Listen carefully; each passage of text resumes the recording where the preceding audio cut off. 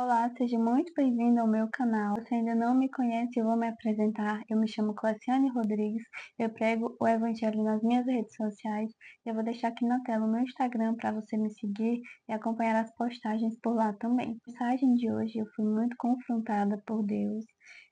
Eu vou trazer uma mensagem do livro de Jonas, conhecido por ter fugido do propósito dele, fugido de entregar a mensagem à cidade de Nínive, e eu vou trazer ensinamentos dessa palavra e eu tenho certeza que vai te confrontar também e que Deus quer falar com você. Se você ainda não leu esse livro, eu indico que você leia, são apenas 4 capítulos. Deus entregou uma mensagem a Jonas, o seu profeta, mensagem de exortação para a cidade de Nínive, capital da Síria, e naquele tempo os assírios eram muito violentos e eles se vangloriavam de ser violentos com as pessoas. O que isso impactou também na decisão de Jonas de fugir, porque ele era cheio de justiça própria, porque ele não queria entregar a mensagem, porque ele sabia que Deus iria ser misericordioso caso ele se arrependesse e não iria enviar o castigo que ele prometeu quando ele pediu para que ele entregasse a mensagem. Então Jonas não queria ir para a cidade entregar a mensagem porque ele acreditava que as pessoas mereciam ser alvos da misericórdia de Deus e que eles mereciam a punição. E ele estava em conflito com a natureza misericordiosa de Deus, porque Deus, ele é um Deus de amor, de justiça, e tudo que ele busca em nós é um arrependimento sincero. Então ele acreditava que a graça divina não poderia chegar até os mais cruéis, como os assírios eram, mas Jesus diz na sua palavra que ele veio para os pecadores, para aqueles que se arrependem e que voltam atrás dos seus maus caminhos. Jonas, ele não conseguia entender isso. Ele se comportou de forma egoísta. No capítulo 4 de Jonas, versículo 2, parte B, ele vai dizer: Eu sabia que tu és Deus misericordioso e compassivo, muito paciente, cheio de amor e que prometes castigar, mas depois te arrependes. Então aqui ele sabia da natureza de Deus, e mesmo ele sabendo, ele ainda agiu conforme as suas feridas, conforme o seu rancor, a sua justiça própria. E isso nos traz ensinamento. Será que nós também não estamos agindo como Jonas? Será que não estamos fugindo do que Deus nos pede? Será que não estamos nos comportando como se apenas nós fôssemos receber a graça e que fulano que fez isso e aquilo, ele não pode receber graça?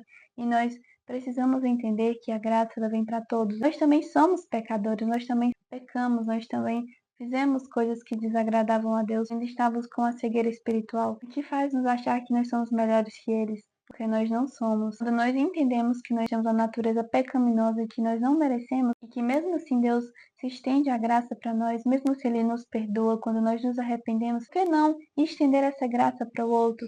Porque se nós que somos maus, Deus nos perdoa, então ele também pode perdoar as outras pessoas e não somente a nós. Essa é a graça. Ela engloba todos, até os mais cruéis, como Jonas acreditava que eles não mereciam. O sangue de Jesus é poderoso para perdoar. Na cruz nós somos justificados. Há perdão para todo mundo através do sacrifício de Jesus. Basta que venhamos a Jesus, nos arrependemos, confessemos os nossos pecados e nos voltemos a Ele, confessemos a Ele como Senhor e Salvador e passamos a negar a nós mesmos e tomar a nossa cruz e segui-lo. E para refletirmos aqui tem algumas perguntas.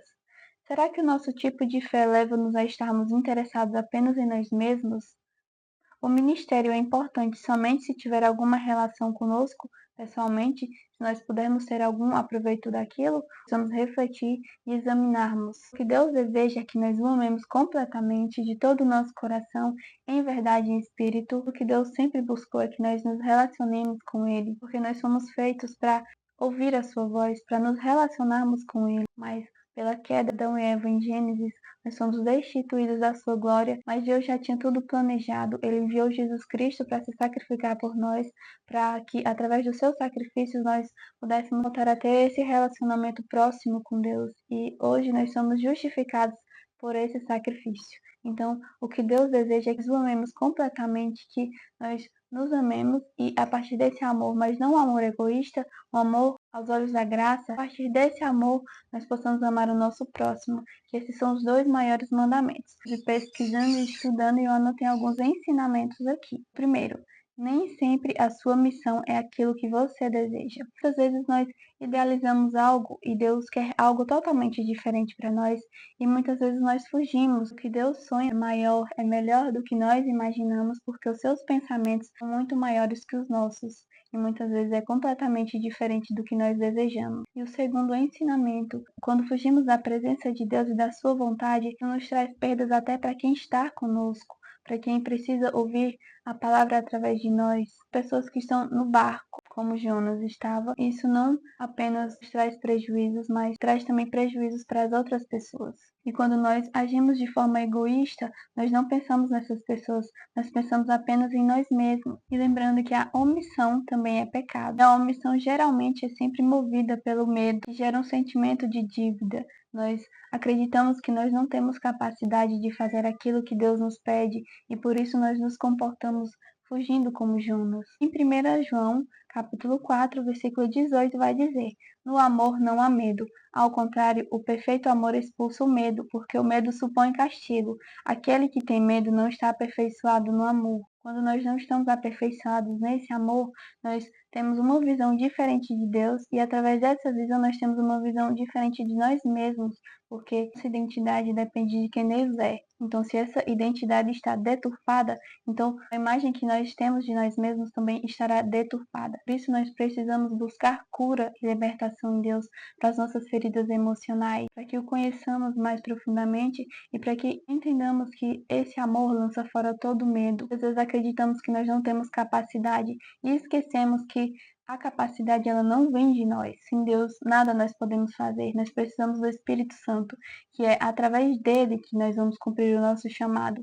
Nós não estamos sozinhos, não precisamos viver nessa autocobrança excessiva de que tudo isso fala de dívida, de um sentimento de insuficiência, mas nós não somos suficientes, nós precisamos de Deus. Tanto a omissão quanto a autocobrança excessiva, ela gira em torno da dívida. Acreditamos que nós não temos capacidade e por isso nós fugimos. Então, quando nós conhecemos esse amor, nós lançamos fora todo o medo, porque o medo aqui fala que pressupõe castigo. Então, nós acreditamos que nós não temos capacidade, então nós não conseguimos fazer e por isso achamos que vamos sofrer castigo. E não, o que Deus pede é que nós obedeçamos o chamado e fazer apenas o que Ele nos pede, não mais e nem menos, apenas o que Ele pede, porque é o seu poder através do Espírito Santo que vai nos dar a capacidade para viver o chamado e cumprir a nossa missão. Então, vá a Jesus e peça cura para suas feridas emocionais e conheça mais a Deus profundamente para que você entenda de onde vem o seu medo, as suas feridas emocionais, para que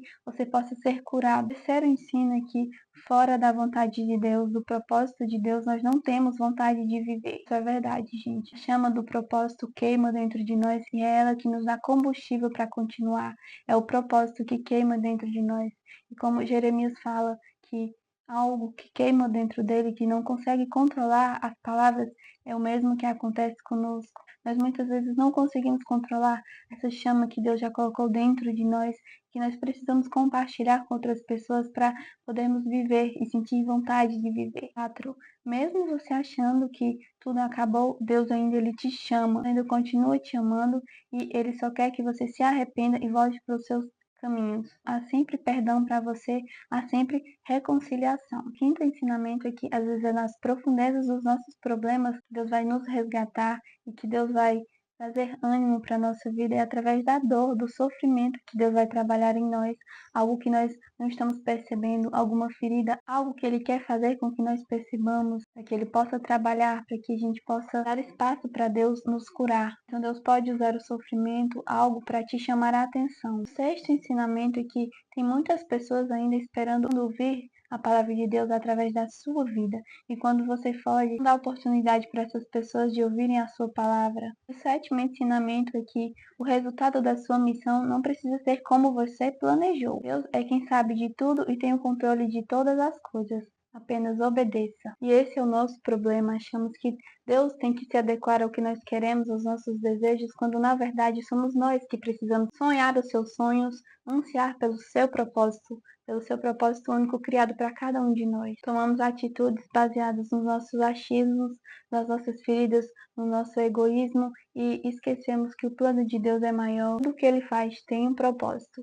Nada do que aconteceu na sua vida e na minha vida até hoje foi à toa. A palavra de Deus diz que eram para o bem daqueles que amam a Deus. Tudo o que aconteceu na sua vida cooperou para que você chegasse até aqui. Até o que aconteceu de ruim com você, Deus transformou em bênção para que te ajudasse a chegar até aqui, para que te preparasse para o seu chamado. Essa é uma mensagem de confronto para mim, para você que está aí assistindo e que esteja fugindo também do propósito e imaginando o que vai acontecer da forma que você quer. Assim como essa mensagem me confrontou, que ela te confronte também, e que você possa meditar nessa palavra, continuar conversando com Deus, orando a respeito dela, buscando cura em Deus, buscando a suficiência de Cristo, porque Ele é tudo o que nós precisamos e que através dele, do Espírito Santo em nós, é que vamos conseguir cumprir o propósito. E que a gente possa parar de fugir do nosso chamado e buscar fazer a vontade de Deus. Nós damos desculpas para isso e fugimos do que Deus quer que nós façamos. Então, que Deus